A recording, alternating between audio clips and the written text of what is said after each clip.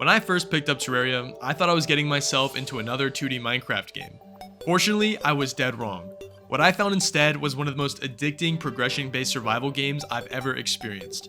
I have sunk nearly a full month of my life into this game on Steam alone.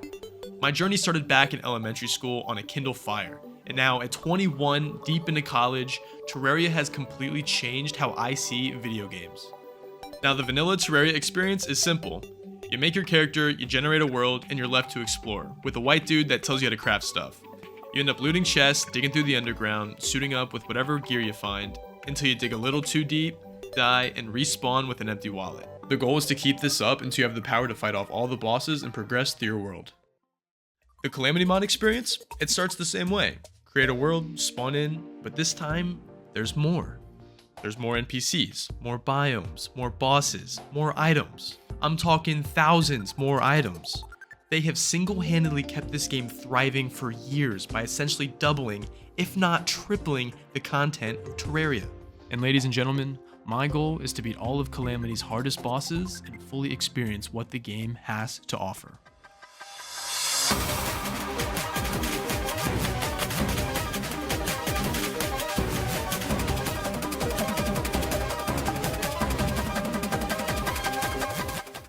So here we are in Terraria. I made my world after my favorite show, I made my character after a really cool character in Street Fighter, and we have got too many mods to count, so when I opened this starter bag I was a little confused on how much stuff I got.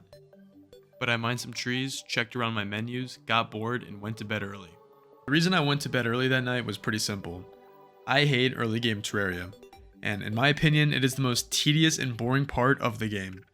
You are at your weakest, your brokest, and worstly, you are at your slowest. Spoiler alert, it took me around 3 hours to find a speed upgrade and it was absolutely terrible. I started poking around in the caves, working on my elevator, finding terrible loot, and I was just having an awful time. That was about right up until I found this pyramid. See, I found my first movement gear and I found an enchanted sword that would last me like 4 bosses. Well, this early game doesn't seem so bad, right? Wrong. This was an hour of my life. And matter of fact, I didn't even fight the first boss till around 3 to 4 hours of gameplay. It didn't matter though because I was having fun building my house and just hanging out. This is the first time I decided to freehand a house and it's genuinely ugly, I know, but I find it really cozy. If you hate my house, by the way, I never change it, so if you don't like it, just click off the video. A lot happens between the last stream and this one.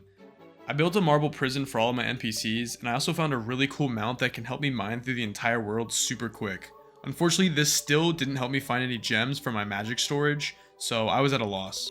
The reason I pushed magic storage so hard in the beginning of the game is because I genuinely cannot play without it. I would rather chop off my left foot than sort one more chest. But enough about mining. You didn't come here for that.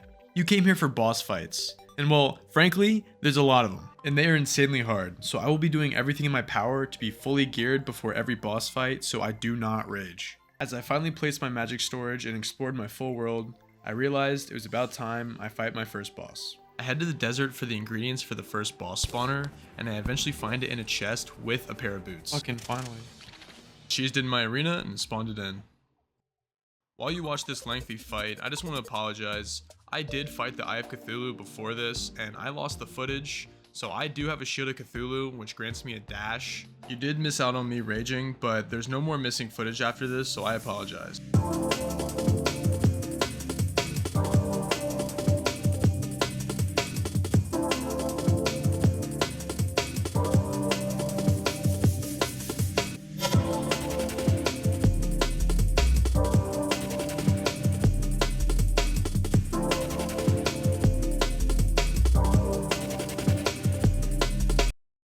This boss was pretty easy, so I fought it a couple times in order to get the best weapon to fight the next boss, Crabulon. I got this really cool armor set from the Desert Scourge, and I decided to fight Crabulon without an arena, and that proved to be a really bad idea.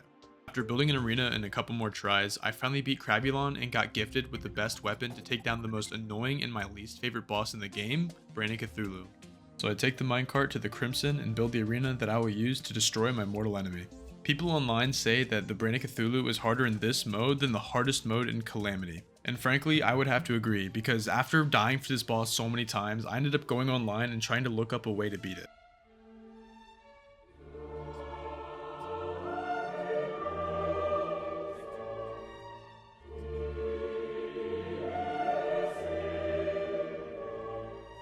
Yeah. Damn.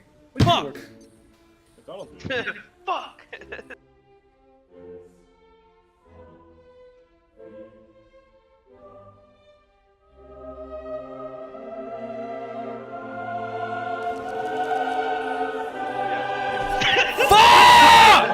I want to know say anything. Come on, you're breaking my balls. And on the minecart ride back, I finally got it. The Goblin Invasion. Once I kill all the goblins, what I can do is go underground, find the Goblin Tinkerer, and upgrade all of my gear to finally kill my worst enemy.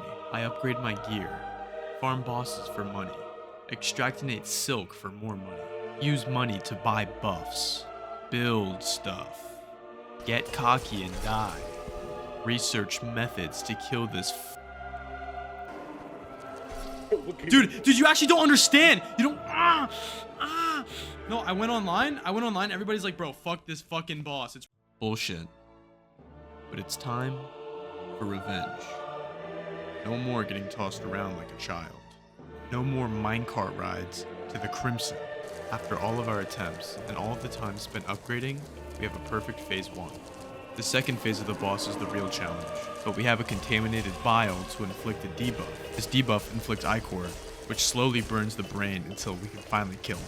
As the boss fight continues, the illusions duplicate, and it becomes harder to notice which one's the real one, and which one's dashing at you to do the damage. This is hard because you don't even know how to dodge the brain. It makes no fucking sense. But after a training arc, I have discovered the method. See this little eyeball above our head? I learned that this always shoots at the real brain. It was right there all along, and I never realized. But with this new strategy, I can finally win.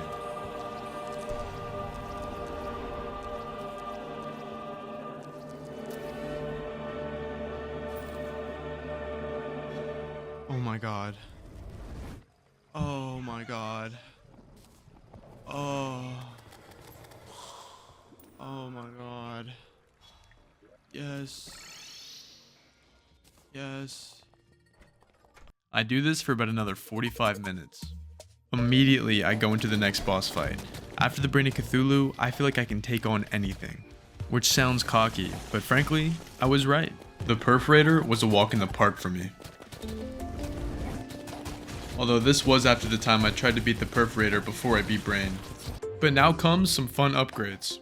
First, I start excavating all of my sky islands to get aerialite ore, which will give me aerialite armor. Thank God for the Calamity mod wiki, or else I would be completely lost on what I'm supposed to do. But after finally getting some new drip, I decide to head to the jungle and kill the queen bee.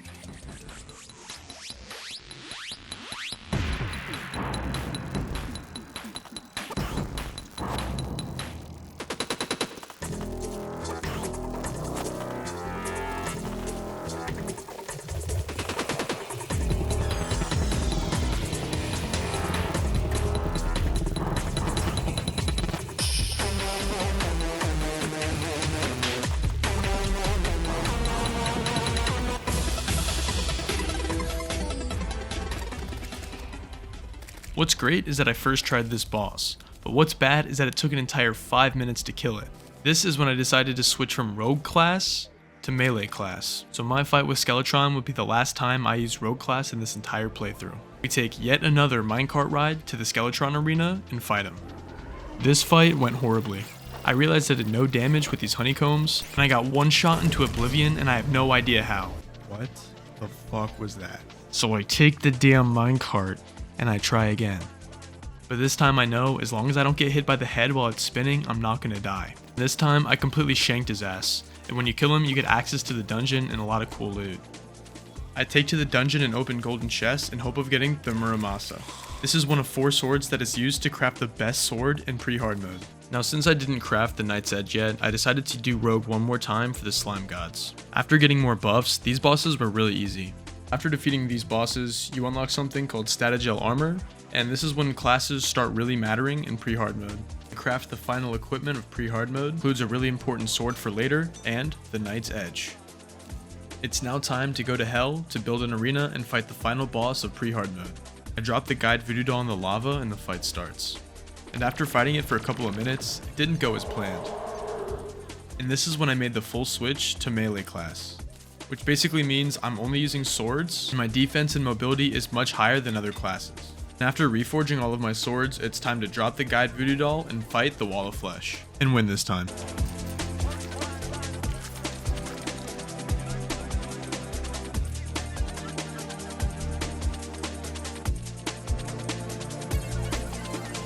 And that was it. I finally completed pre-hard mode. And I just want to say I really appreciate all the people that stayed to the end of this video. This is my first time ever doing a project like this, and I know there's a lot of inconsistencies and mistakes that I made in this video, but hopefully over time I can figure everything out. Well, I'm off to recording hard mode and practicing editing, so I'll see y'all in the next video.